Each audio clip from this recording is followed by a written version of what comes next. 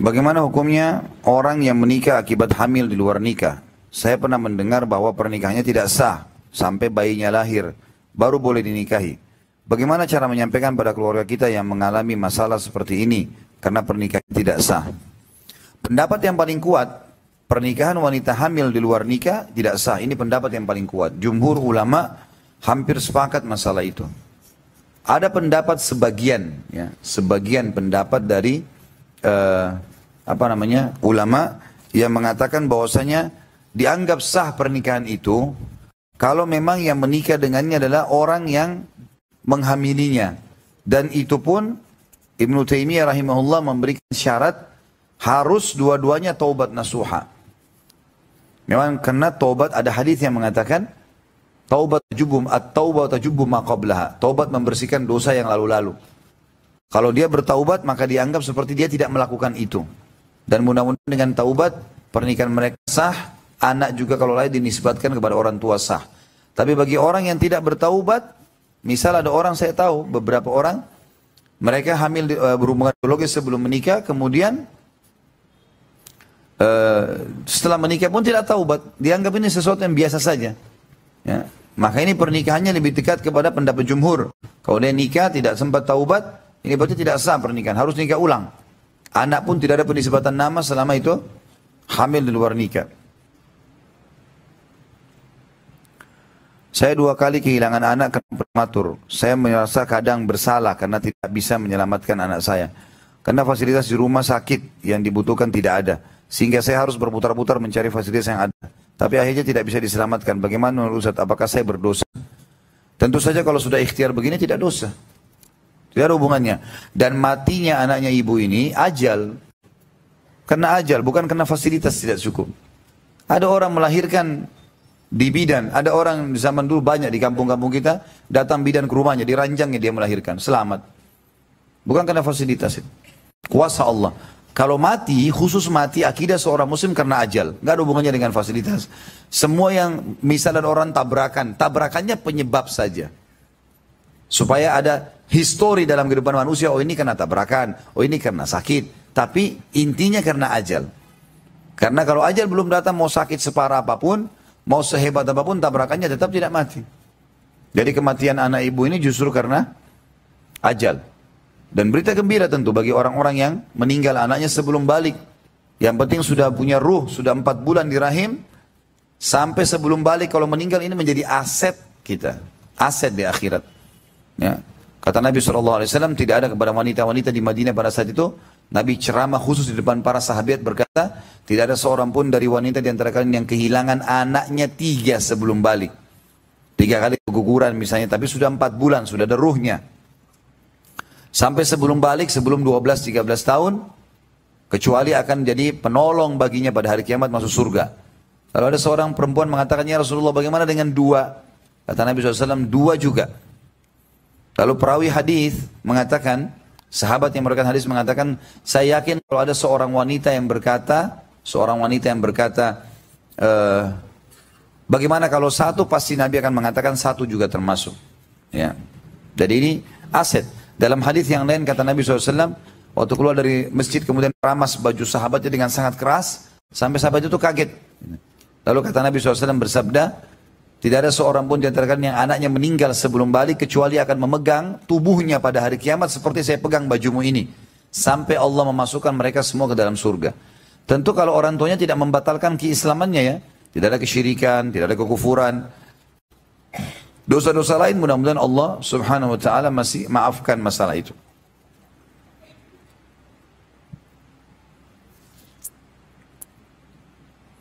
Tolong berikan judul buku mendidik anak yang bagus menurut Ustadz. Pengarang dan penerbitnya. Yang saya tahu sekarang ada teman saya Ustadz Nidhar Jabal, jazakallah khair, perisai Al-Quran.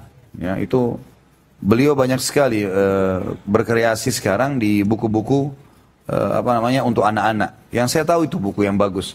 Ada serial sahabat, ada serial nabi-nabi, ada segala macam. Untuk yang lain saya masih belum, kalau yang untuk kelas anak-anak, yang lain saya masih belum bisa referensikan karena saya juga harus menelusuri satu persatu diperiksa. Tapi insya Allah buku kalau penerbit itu saya sudah tahu. Ustadz, anak sudah lebih dari 20 tahun nikah belum punya anak. Subhanallah, ini fakta lapangan ini. Apa yang kita jelaskan tadi. 20 tahun menikah belum punya anak karena ada kekurangan di antara kami. Kami berdua, lalu kami mengangkat anak, kami berusaha didik dengan baik, ajaran agama dan kami sekolahkan di sekolah yang memiliki manhaj sunnah yang benar. Apakah bila dia besar nanti kami dapat pahala seperti anak kandung kami? Tentu saja kalau anak kandung nggak mungkin sama. Anak kandung itu kan kewajiban.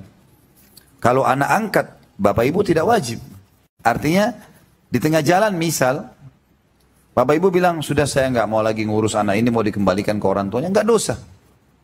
Tapi kalau anak kandung dosa, nggak boleh. Bukan pilihan. Jadi tentu beda kalau anak kandung sama anak angkat gitu kan. Tapi saya sarankan ibu atau ibu dan bapak ini, walaupun merasa ada kesalahan, ada kekurangan secara medis segala macam, saya sarankan ikuti ceramah saya di YouTube, judulnya Dahsyatnya Doa. Dan ikutin cerita yang saya sampaikan tentang Nabi Zakaria sama istrinya yang 70 tahun menikah nggak punya anak. Ini bukan cuma 20 tahun, 70 tahun menikah. Jadi, Nabi Zakaria menikah 30 tahun, istrinya 20 tahun, istrinya mandul. 10 tahun pertama minta doa sama Allah, tidak putus asa, belum dikasih hamil. 10 tahun kedua, 10 tahun ketiga, sampai terakhir puncaknya di umur 100 tahun Nabi Zakaria dan istrinya 90 tahun. Tapi tetap tidak putus asa berdoa kepada Allah, maka Allah buat istrinya hamil. Bukan mustahil, artinya masih ada harapan. Walaupun secara medis belum tentu bisa gitu. Karena Allah SWT memiliki segala sesuatunya. Allah mampu mengerjakan apa saja. Jadi anak ini tetap akan menjadi aset amal jariah, tapi bukan seperti anak kandung. Dapat pahala ya dapat pahala. Apa yang dimaksud tergadaikan dengan akikahnya? Sebab anak tidak diakikahkan orang tua. Anak waktu masih bayi. Dan bolehkah mengakikahkan diri sendiri ketika sudah tua? Yang dimaksud dengan tergadaikan artinya kewajiban. Harus dilakukan akikah itu. Dan di sini khilaf para ulama tentang masalah bagaimana kalau sudah lewat hari ke-7. Karena wajibnya hari ke-7. Kalau lewat bagaimana? Maka pendapat pertama mengatakan dianggap gugur akikahnya. Pendapat kedua mengatakan tidak, dia harus akikah. Kapan orang tuanya mampu akikahkan? Tidak mampu, anaknya akikah sendiri. Nah, karena memang bahasa tergadaikan artinya itu keharusan. Ya, keharusan. Kecuali dia sudah meninggal, itu lain. Jadi, kan? Tapi kalau tidak meninggal itu berbeda. Ya. Bahkan ulama mengatakan dan lebih cenderung mengatakan kalau anak itu berhasil lahir sampai hari ke-7, hari ke-7, hari ke-8 dia mati, tetap diakikah. Karena perintah hari ke-7 wajibnya. Tapi kalau meninggal sebelum hari ke-7 nggak ada kewajiban. Saya menikah karena kecelakaan. Saya sangat khilaf sekali pada waktu itu. Bagaimana menjelaskan ke anak saya apabila sudah besar nanti menanyakan hal tersebut? Adakah kewajiban kami sebagai orang tua selain hak anak yang Ustaz sudah sampaikan tadi? Saya sarankan bapak atau ibu yang bertanya ini taubat nasuha dengan pasangan. Dan kalau sudah taubat nasuha, pegang saja pendapat Ibnu Taimiyah rahimahullah. Karena beliau tetap mengatakan kalau orang yang berzina sebelum nikah, kemudian hamil luar nikah, bisa anak itu ternisbatkan pada dia. Bisa. Syaratnya mereka taubat dua-duanya. Karena beliau, pendapat pribadi beliau ya. Tapi saya lihat ini sebuah jalan keluar bagi umat. Ya. Tentu ini tidak mungkin diumum-umumkan ke sana sini. Tapi karena ini ada pertanyaan juga, kita jelaskan.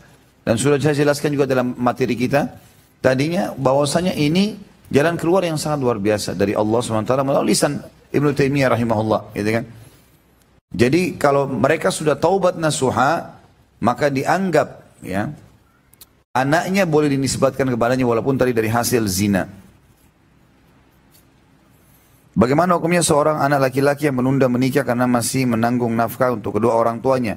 Sedangkan penghasilannya hanya mencukupi hal tersebut. Ya. Dia menikah dengan orang yang sepadan. Karena kan menikah itu, menikah bukan berarti berlebih-lebihan dalam membutuhkan nafkah. Misal gini, seseorang di antara kita laki-laki sini masih bujang belum menikah. Dia punya pendapatan misalnya 3 juta rupiah. Orang tuanya butuh di rumah misalnya 3 juta itu dipakai untuk kebutuhan rumah, masak. Dia juga termasuk makan di situ misalnya. Istrinya datang, dia cuma tinggal menambah 1 piring makanan kok. Tidur bersama dia. Nggak ada sesuatu yang besar. Kecuali kalau memang dia menikah dengan wanita yang royal misalnya ya. Butuh segala macam tambahan, ada banyak-banyak permintaan, itu lain. Tapi kalau tidak, menurut saya Allah alam tidak ada. Pernikahan tidak harus dihubungkan dengan kekayaan yang besar kok. Menikahlah dengan orang yang sepadan. Sebagaimana sabda Nabi SAW, wa ankihul akfa aminkum, menikahlah dengan orang yang sepadan. Tapi kalau misal akh yang bertanya ini memang sifatnya masih bisa mengontrol syahwat, ya, masih tidak ada masalah di situ, maka tidak ada masalah. Menurut saya urus dulu orang tuanya gak ada masalah. Karena ini kan juga tidak tahu berapa umurnya tadi ya. Tapi kalau misalnya dia merasa berbahaya, bisa terjerumus dalam perbuatan dosa, makanya nikah. Gak ada hubungannya dengan prestasi dunia itu. Ya, kan? Susah nikah di Jakarta karena biaya besar misalnya. Cari di kampung-kampung banyak. Nah iya.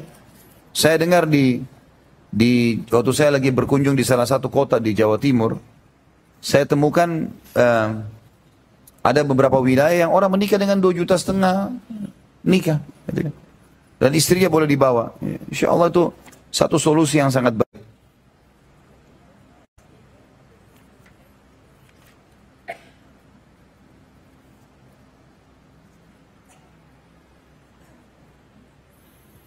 Apa hukumnya bila memberi nama pada anak sebelum anak tersebut lahir? Istri anak sedang hamil 7 bulan.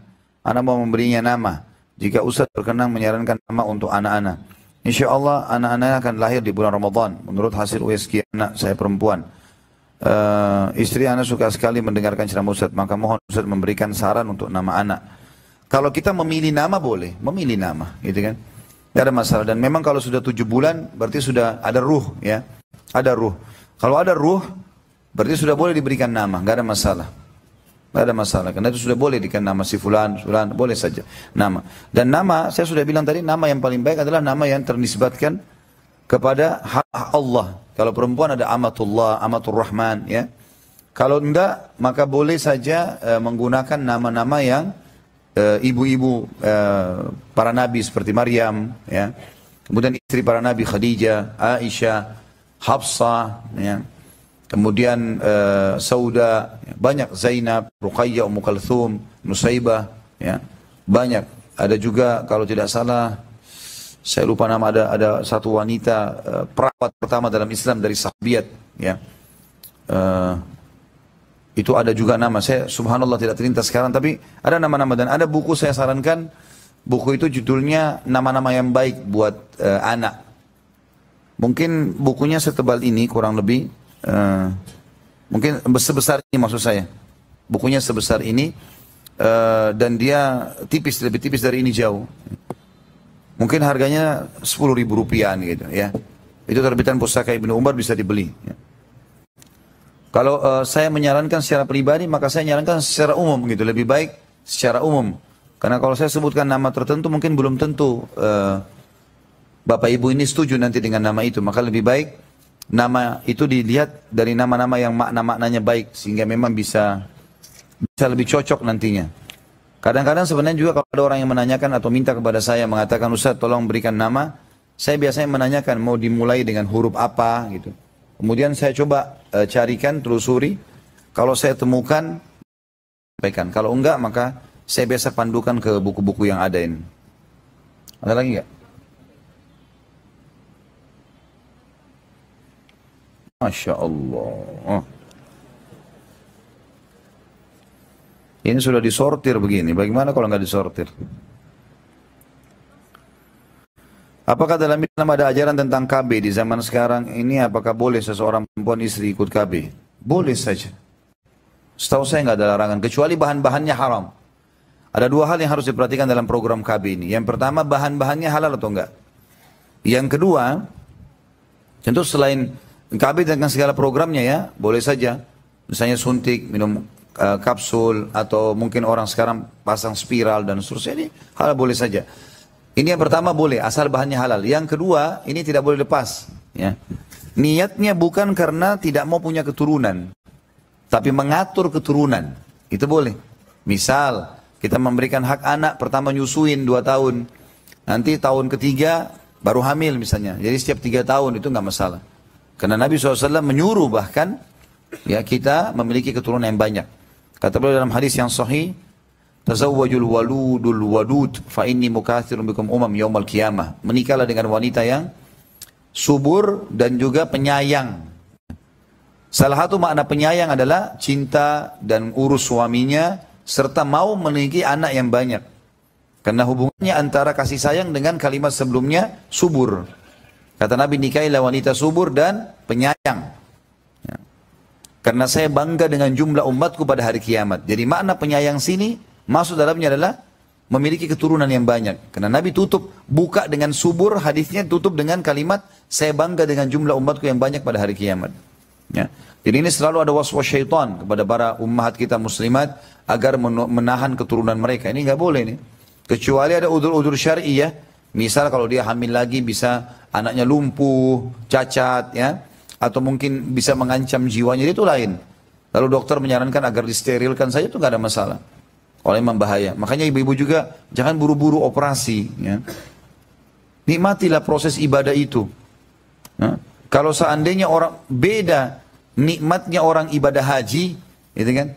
Dalam kondisi menikmati semuanya dengan orang yang semuanya serba terfasilitasi. Misalnya tidak ada sama sekali dia lihat jemaah haji yang lain, dia punya jalur khusus, nggak ada macet, nggak ada segala macam, nggak rasakan apa-apa.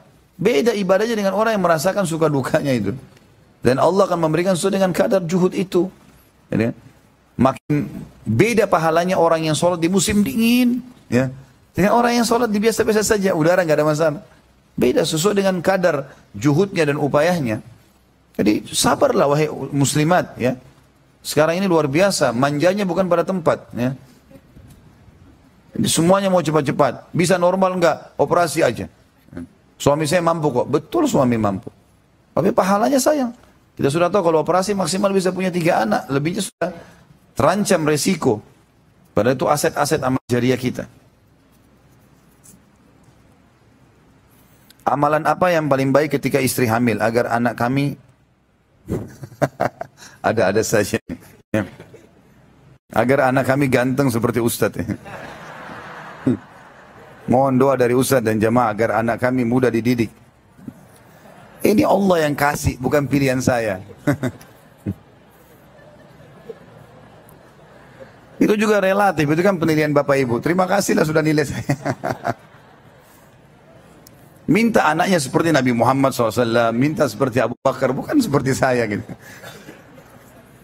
Tapi orang boleh minta kepada Allah, tapi yang paling utama minta kesolehan. Tapi boleh kita juga mengatakan, ya Allah sempurnakan fisiknya, boleh, nggak ada masalah. Itu hak kita untuk minta kepada Allah Subhanahu Wa Taala. Ya. Bagaimana pandangan Islam terhadap anak? Maaf, ini tadi masalah hamil ya. Kalau hamil, kalau saya pribadi, karena saya belum menemukan secara khusus ya, amalan apa yang khusus. Tapi ada buku terbitan pustaka Ibnu Umar, kalau tidak salah judulnya itu doa dan wirid atau doa dan zikir ibu hamil. Juga sama, mungkin 10 ribuan atau 15 ribu rupiah. Bisa dibaca untuk melengkapkan, tapi kalau dari saya, biasanya saya sarankan istri saya untuk sementara hamil, tentu saya fokus untuk memberikan nafkah yang halal, dia menjaga kesehatan, ketenangan pikirannya, kemudian juga bagaimana dia sering mendengarkan Al-Quran si janin itu. Ditempelkan di perutnya ayat-ayat Al-Quran. Dan saya pernah baca ada satu artikel, ada seseorang yang berhasil membuat anaknya hafal Quran di umur-umur yang sangat kecil, yang masih kecil, itu justru karena anak itu sudah biasa dikhatamkan Quran di perut ibunya. Di setiap saat itu didengarkan 2-3 jam per hari, dengarin dari surah Al-Baqarah sampai surah apa, gitu. 3 jam itu lumayan ya, bisa mungkin 5 juz ya, bisa 10 juz bang. Jadi bisa diperdengarkan itu, sambil ibu juga dengarin.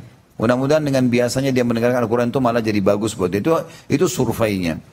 Nah, ini Allah alam itu yang saya sarankan. Bagaimana pandangan Islam terhadap anak autis, special need? Ya, apakah terkena syariat? Benar-benar autis tidak bisa apa-apa. Apakah Allah akan menjaga dia setelah orang tuanya meninggal? Karena dia pergi setelah meninggal. Kemana dia pergi setelah meninggal? Apakah benar anak spesial akan membawa syafaat untuk orang tuanya? Setahu saya dia masuk dalam kategori autis itu anak-anak yang ya, seperti anak yang kehilangan akal sebenarnya hukumnya. Jadi nggak ada beban syar'i. Kecuali dia setengah. Dalam kata kadang-kadang dia sadar, kadang-kadang dia tidak sadar. Pada saat dia sadar, dia kena hukum syariat. Pada saat dia tidak sadar, dia tidak kena hukum syariat. Nah kadang-kadang mereka kalau lagi tidak sadar, ya sudah tidak sadar apa yang dia lakukan. Semuanya kemana-mana, mungkin bisa marah-marah, mungkin bisa memecahin barang, mungkin bisa mukul orang, mungkin segala macam. Tapi kalau lagi dalam kondisi sadar, maka ini tetap wajib syar'i, dijelaskan, diterangkan gitu. Ya, ini cobaan dari Allah Subhanahu wa taala. Kalau kemana dia pergi itu kuasa Allah, ibu dan bapak cuma ikhtiar saja. Tugas kita tidak usah ngurus yang sudah, kalau kita sudah meninggal. Bahkan kita tidak usah pikir nanti siapa yang urus jenazah kita. Begitu kita mati ada yang urus nanti. Gitu kan? Harta kita pun dibagi dengan warisan, bukan lagi kita yang urus. Begitu juga dengan keadaan anak-anak. Tugas kita makanya selama hidup, jadikan mereka sebagai aset amal jariah, nasihatin, luruskan, berikan yang terbaik. Ada seorang ustadz yang berbicara bahwa orang tua berhak untuk memaksa, tanda kutip, anak dalam hal kebaikan, misal masuk pesantren atau sekolah agama. Terkait hal ini banyak orang tua berkata anaknya tidak mau dan tidak mau memaksakan kalau anaknya tidak mau. Bagaimana memahami kondisi ini sementara kita ingin agar anak kita mendapat pendidikan agama yang benar? Anak-anak itu bukan ditawarkan, ibu-ibu sekalian dan bapak, diaturkan. Ini yang salah memang. Jangan dibuka dari kecil. Nak, kamu pakai baju apa? Enggak usah. Enggak perlu. Bapak ibu yang pilihkan. Gitu kan? Kalau dikasih pilihan seperti itu mau pakai baju apa? Nanti kalau dia punya tontonan tentu dia mau pakai baju seperti yang dia tonton. Salah ini. Jangan sama sekali. Ya. Jadi kita mengaturkannya dari makannya, kalau bayangkan kalau anak kita kasih segala macam hal. Ya. Misal mau makan apa hari ini nak? Misal kita kasih begitu. Maka besok dia tidak makan kecuali dia ditawarkan dulu. Karena jadi masalah, dia ngatur orang tuanya nanti. Terbuka pintu pembangkangan ini, durhaka. Ya, tidak usah. Anak-anak kita yang aturin semuanya. Dan kalau kita biasakan dari kecil kita yang aturin, nah ini makannya sudah siap. Udah. Masak hari ini ya, ini ya bu. Iya ini hari ini nak. Makan ya, bersyukur sama Allah. Dari awal kita atur memang dia. Memang sudah begitu. Pesantren, nanti insya Allah ayah sama ibu akan antar kamu ke pesantren, kita lihat pesantrennya ya. Ini pesantren, ayah sama ibu mau kau sekolah di sini. Dia akan patuh kalau kita sudah biasakan dari kecil. Tapi kalau kita sudah dari awal selalu ajak dia musyawarah, salah ini. Anak-anak bukan didengar pendapatnya, diatur pendapat supaya dia jalan dengan pendapat itu. Anak-anak itu kan kita kayak ngaturin dia kendaraan, transportasi dalam kehidupan. Jadi jangan salah kalau kita kasih opsi itu. Terutama anak perempuan. Ini anak perempuan luar biasa. Karena perempuan sering terbawa dengan ego dan perasaan dari masih kecil. Kalau anak laki-laki, ibu masih tanya misalnya, nak mau pakai baju biru atau pakai baju merah? Kadang-kadang anak laki-laki itu dia akan mengatakan yang ini aja bu, atau terserah ibu. Kalau anak perempuan tidak. Sekali ibu tawarin mau pakai baju ini atau baju ini nak, dia pilih misalnya. Besok dia tidak akan pergi kecuali dia pilih baju yang dia mau. Ada ego yang terbawa. Maka biasakan kita sebagai orang tua yang atur, kita yang beliin, kita yang pakein. Udah mereka tinggal tahu terima jadi. Karena kita mau dia terbentuk begitu sampai dia berumah tangga nanti. Itu yang paling ideal, paling bagus. Gitu. Ya, termasuk masalah pesantren itu bukan pilihan itu. Itu memang kita mengaturnya. Dan kita mengatur sudah langsung ya. Ini sekolah kamu nanti tidak di pesantren ini. Ayo kita pergi sama-sama. Nanti ayah sama ibu datang sebulan sekali misalnya. Penuhi kebutuhan belajar yang benar. Nah, poinnya selalu begitu. Jadi anak-anak sudah langsung ikutin kita saja, instruksi. Itu yang paling tepat kalau dalam pendidikan anak. Mengenai nafkah untuk anak, saya seorang dokter umum. Maaf tadi masalah tanda kutip memaksa ya. Kalau sudah terlanjur anaknya diberikan opsi-opsi penawaran dan anaknya tidak mau, maka tanda kutip paksa ini masih terbuka pintu, tapi kalau saya masih rincikan. Kita boleh paksa kalau kita melihat tidak ada unsur negatif secara kejiwaan ya. Apalagi kadang-kadang kalau orang tua memaksakan di tempat yang salah. Kayak pesantrennya kotor ya. Terlalu jauh juga dari orang tua. Ini juga perlu jadi bahan pertimbangan tentunya. Wajar orang mempertimbangkan itu gitu ya. Di Jakarta misalnya, di sekitar Jakarta, di sekitar Jawa Barat. Oh yang dekat-dekat mungkin bisa terjangkau.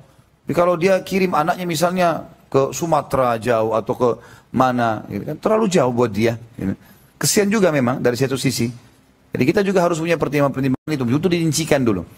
Jadi kita memaksain tanda kutip di mana? Di tempat yang dekat, kita terjangkau. Bisa kita melihatnya, bisa kita tahu perkembangannya ya. Memantau itu penting. Gitu. Dan selalu kalimat motivasi. Buat ibu sama ayah bangga ya nak ya. Hafal Quran ya. Ayahnya kasih motivasi. Kalau hafal Quran nak, nanti ayah kasih hadiah ini. Jadi kita memang motivasi dia. Mengenai nafkah untuk anak, saya seorang dokter umum yang berencana untuk melanjutkan pendidikan spesialis. Waktu 4-5 tahun. Selama pendidikan, peraturan universitas tidak diperbolehkan bekerja di luar yang menghasilkan uang. Bagaimana dalam kasus tersebut? Sementara sebagai laki-laki wajib untuk menafkahi. Apakah hanya cukup dengan pemberian orang tua tabungan dalam menafkahi? Ya harus bapak jadikan bahan pertimbangan. Jangan sampai biayai sekolah spesialis, kemudian selama 4-5 tahun itu berarti orang keluarga saya biayai. Enggak boleh. Jangan masuk spesialis. Spesialis itu pilihan, sunnah, bukan kewajiban. Anak wajib. Dan bapak akan tanggung jawab hari kiamat, gitu kan? Kalau kita pada saat 4-5 tahun itu tidak bisa punya income, tapi kita sudah punya tadi misalnya ada tabungan, dan tabungan ini memang cukup untuk kita tiap bulan, kan yang saya bilang. Dalam rumah tangga teman-teman yang paling ideal adalah duduk sama istri, rincikan semua kebutuhan. Beli beras, beli gula, beli segala macam habis, supaya jangan salah. Kalau kita kasih ke istri bisa 10 juta, ternyata kebutuhan 11, dia mau ambil dari mana 1 jutanya? Kan nggak mungkin itu. Maka lebih baik kita rincikan semua, sudah rinci kita tambahkan, ini 1 juta tambahan, 2 juta tambahan buat kamu. Itu kan positif. Jadi pada saat pun bapak mau lanjutkan spesialis, sudah tahu pulang rumah tiap bulan 12 juta misalnya. Udah, 12 juta ini ada nggak selama 4-5 tahun saya bisa punya? Nah kalau punya alhamdulillah, kalau nggak punya jangan, tunda dulu.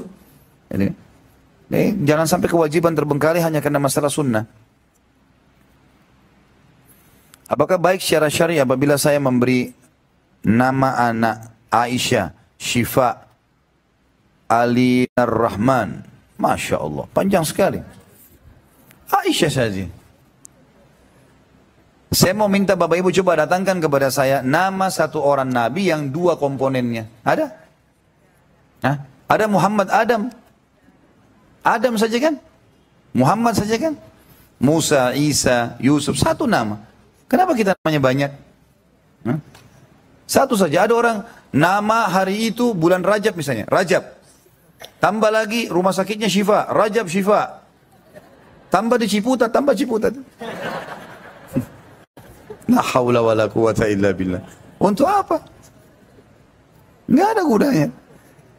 Yang butuh dikenang dari seseorang manusia adalah amal solehnya, kebaikannya, bukan namanya saja. Sudah cukup satu nama, satu nama. Nama istri Nabi Aisyah, Hafsah, ya, satu nama. Sauda, Zainab, satu nama. Tidak ada 2 nama. Gitu. Baik, paspor butuh 3 nama Ustaz. Nama dia, nama ayahnya, nama kakeknya. Bukan nama dia semua 3-3. Gimana caranya? Saya di paspor gitu, nama saya Khalid, nama ayah saya Zaid, nama kakek saya Abdullah. Khalid, Zaid, Abdullah, selesai. Atau nama kita, nama ayah, nama suku. Kan begitu memang, gitu kan. Begitu caranya gitu. Maka ini yang paling tepat. Jadi saran saya nggak usah terlalu panjang begini.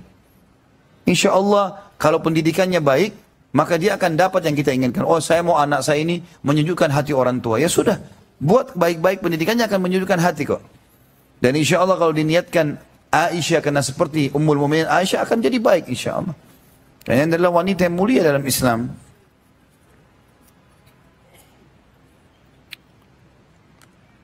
Saya memberi nama saya seperti nama Ustadz. Semoga kelak menjadi orang yang berilmu dan berakhlak. Saya pernah mendengar kalau bayi di khitan begitu besar bisa kembali sebelum di khitan. Saran saya jangan seperti saya lah ya. Seperti sahabat-sahabat, tokoh-tokoh agama yang besar gitu.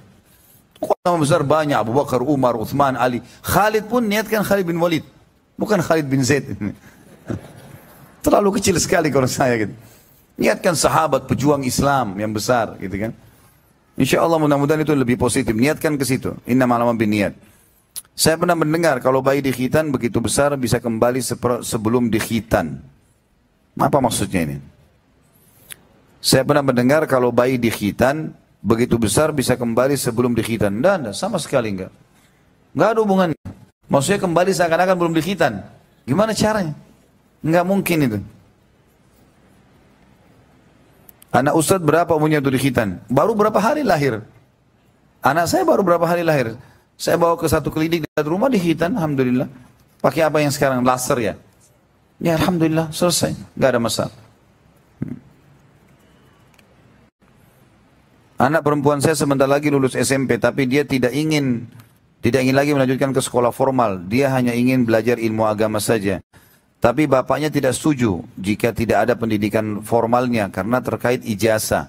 Saya coba cari jalan tengahnya dengan mencari sekolah agama yang ada pelajaran formalnya, tapi yang sudah banyak saya temui biayanya lumayan mahal, sedangkan ekonomi kami belum bisa dikatakan mampu ke situ. Jika dipaksakan saya khawatir suami akan nekat melakukan pinjaman riba lagi. Ikhtiar apa yang saya harus lakukan Ustaz? Mengingat saya baru berhijrah menuju sunnah ini masih sangat baru sekali. Itu pun alhamdulillah hidayah Allah beri melalui anak saya. Akan tetapi suami saya belum, karena itulah dalam hal ini saya bingung antara keinginan anak dan suami yang dengan kondisi ekonomi kami sekarang ini. Saya hanya ibu rumah tangga dan tidak bekerja. Bagaimana memilihkan sekolah yang baik dan benar manhajnya untuk anak khususnya perempuan? Apakah boleh anak perempuan mondok pesantren dalam atau luar kota dalam kondisi tidak memiliki mahram? Tentu saja teman-teman sekarang yang saya tahu pesantren itu ada pendidikan formalnya loh. Pertama, pesantren formal, itu dulu. Yang pertama, formal. Kalau ibu memahami seperti yang saya pahami ya. Jadi pesantren itu formal. Formal artinya punya izin kan? Kan itu yang penting dulu. Kemudian yang kedua, kalau yang dimaksud adalah pendidikan umum, pesantren punya pendidikan umum. Saya tahu pesantren yang bagus semuanya itu ada pendidikan agama, pendidikan umum. Bahkan pesantren punya 2 ijazah. Selalu ada 2 ijazahnya. Banyak pesantren seperti itu. Termasuk dulu saya waktu saya masih di Makassar, sebelum saya keluar sekolah di Mesir waktu masih SMP, saya sempat masuk di satu pesantren di Makassar. Saya tahu betul kurikulum sekolah pesantren itu dulu 2. Kita belajar umum, belajar agama. Bahkan ijazahnya dijanjikan 2 memang. Memang 2. Yang umum dan yang agama gitu. Nggak tahu kalau sekarang digabungkan. Kalau sekarang mungkin kalaupun digabung pasti ada pendidikan agamanya, ada pendidikan umumnya. Jadi ini mungkin yang difahami oleh suaminya ibu adalah pesantren yang tradisional, yang mungkin memang tidak ada ijazah. Ada kan memang pesantren di Indonesia begitu ya. Dia cuma datang orang di pesantren duduk kayak zaman-zaman dulu orang duduk cuma dengerin pengajian. Ini biasanya memang membuat anak-anak banyak jenuh ini. Jadi carikan pesantren yang formal, resmi, dan memang pendidikan umum dan agama digabung. Dan saya tahu biasa dinamakan dengan pesantren modern. Ya. Nah itu insya Allah ada. Ya. Kalau yang di sekitar sini tentu saya tidak hafal nama-namanya semua, tapi saya yakin teman-teman sudah bisa ketik di Google pesantren sunnah atau apa saja itu, insya Allah akan keluar informasinya, karena sekarang di medsos sudah banyak diangkat. Doa agar anak menjadi yang saleh. Banyak, diantaranya dalam surah Al-Ahqaq. Ya. Allah sebutkan,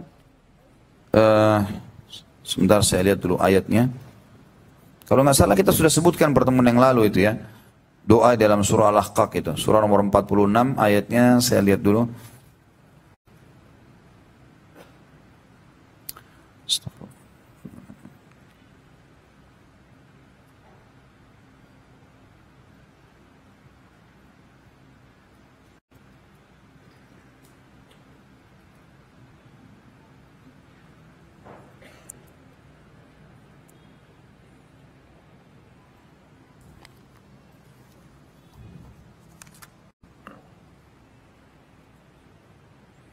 Ayat 15. Al-Ahqaq surah nomor 46 ayat 15.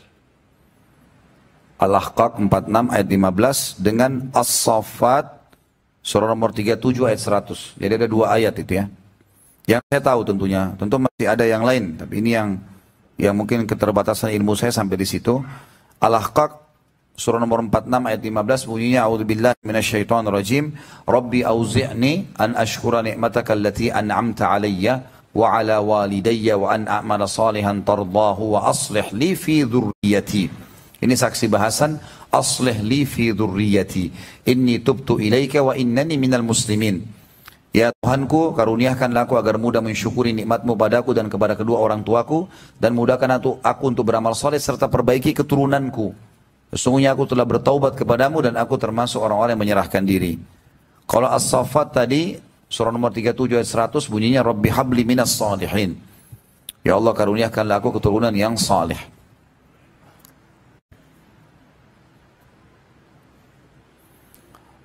Melakukan tasyakuran saat anak dikhitan apakah dibolehkan? Setahu saya tidak pernah ada sunnahnya ini. Khitan-khitan saja, nggak usah buat acara. Kalau akikah masih dibolehkan oleh para ulama karena memang dasarnya kita disuruh sembelih memang. Tapi tidak pernah ada hadis kalau khitan kemudian disembelihkan kambing misalnya. Karena menyembelih kambing dan pada saat akikah itu berarti termasuk sunnahnya membagikan kepada orang. Karena Nabi SAW pada saat Hasan dan Husain di akikah, maka beliau mengambil sebagian dagingnya dan menyuruh Ali bin Abi Thalib menyebarkan, membagi kepada masyarakat Madinah. Maka ulama mengatakan kalau akikah boleh kita ya memberikan makan kepada orang, mengundang orang makan atau membagikannya boleh. Tapi kalau khitanan tidak pernah ada sunnahnya. Khitannya khitan saja gitu. Kalau anak laki-laki yang sudah menikah itu tetap masih tanggung jawab orang tuanya bukan? Tentu saja tidak lagi. Anak laki-laki hanya sampai balik, apalagi menikah. Jauh sekali. Jadi sunnah saja kalau bapak mau bantu itu sunnah. Kalau orang tuanya tidak pernah menasihati anak laki-lakinya yang sudah menikah dan anak itu bermaksiat, apakah orang tua akan menanggung dosanya? Tentu saja. Kalau dia tidak pernah nasihati anaknya, dia tidak pernah ingatkan, bahkan kalau salah dia biarkan, seperti banyak orang tua sengaja membiarkan anaknya zina, ya. Bahkan dia dukung pada saat pacaran, keluar dengan pacarnya, tentu saja dia tanggung dosanya. Kenapa dia biarkan kemungkaran? Nggak boleh. Ya. Harus dia bilang, sekarang dinasihatin, supaya dia putus dari dosa itu, dia nasihatin, nah ini nggak boleh haram. Dulu ayah atau ibu salah, nggak nasihatin kamu. Ini haram loh. Setelah itu dia buat, dia dosa sendiri. Bapak ibu sudah lepas tangan karena sudah nasihatin. Tapi kalau kita diam saja ini kita termasuk punya andil di situ. Apakah kalau cuma berdoa dan bersabar dalam menghadapi anak laki-laki tanpa dinasihati, apakah doa akan dikabulkan tanpa harus kita berikhtiar? Tentu saja seharusnya dinasihati. Jangan dinasihati, nasihatin. Semampu bapak, semampu ibu saja. Nasihatin. Ya, mungkin karena dari awal waktu masih kecil telat atau salah dalam pendidikannya, tapi belum telat untuk memutuskan dosa kita. Dalam arti kata, jangan sampai kita karena tidak nasihatin, akhirnya kita dapat dosa. Seperti mana saya jelaskan tadi. Doa itu adalah melengkapi semua itu, upaya ikhtiar kita.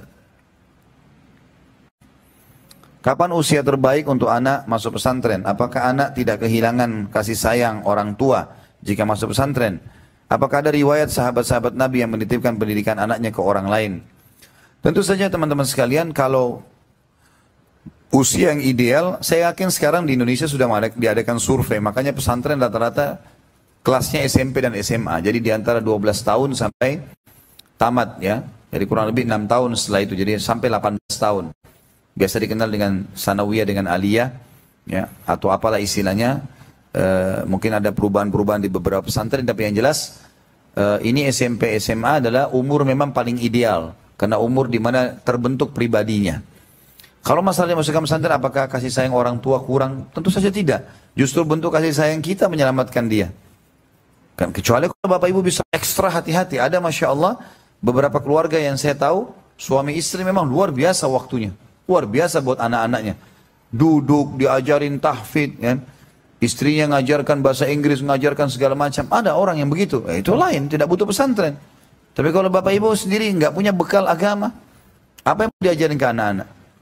Kalau cuma siapin makan habis itu, waktu dia masih banyak kosong. Itu harusnya kita gerakkan, ya. Harusnya kita gerakkan.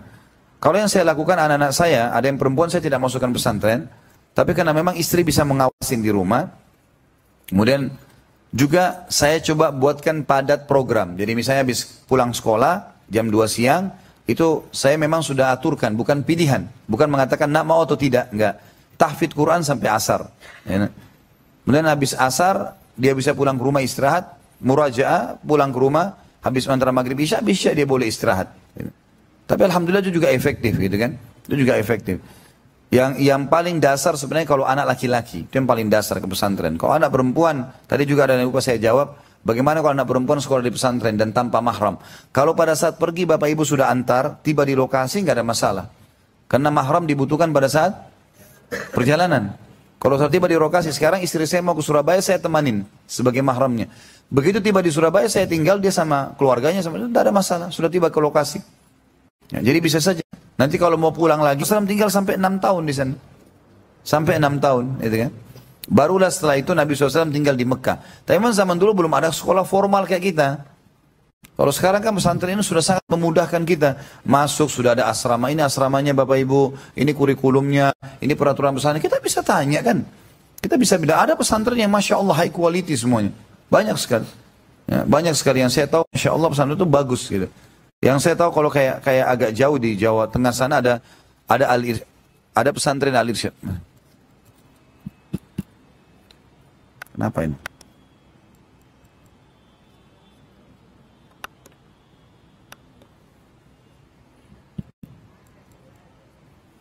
Hmm?